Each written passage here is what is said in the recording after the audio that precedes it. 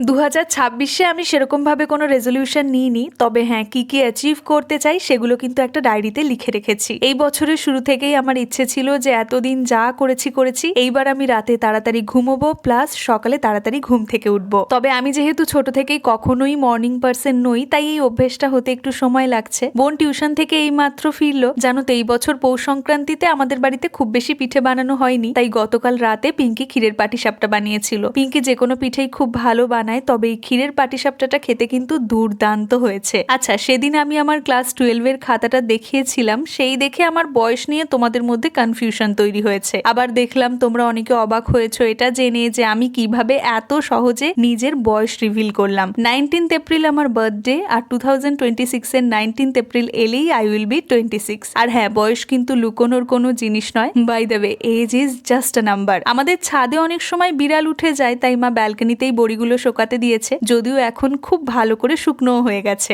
জানো তো গতকাল রাতে মা আমাদের সবার জন্য ভেজিটেবল চপ বানিয়েছিল। সবাই একটা একটা করে খেয়েছিলাম, বাকি 4টে ভেজিটেবল চপ ফ্রিজে রাখা ছিল। সব রেডি করা আছে, আমি জাস্ট ব্রেড ক্রামসে কোটিং করে ভেজে নেব। মা আবার এদিকে কয়েকটা আলুর চপও বানাচ্ছে। সন্ধ্যায় বোনদের টিউশন নেই, আজ সবাই বাড়িতেই আছে, তাই সবাই মিলে চপ মুড়ি নিয়ে গোল করে বসে বেশ গল্প গাছা করতে করতে আজকে সন্ধেটা উপভোগ করলাম। চলো আজ তাহলে আসি, দেখা হচ্ছে তোমাদের সঙ্গে পরের ভ্লগে। বাই।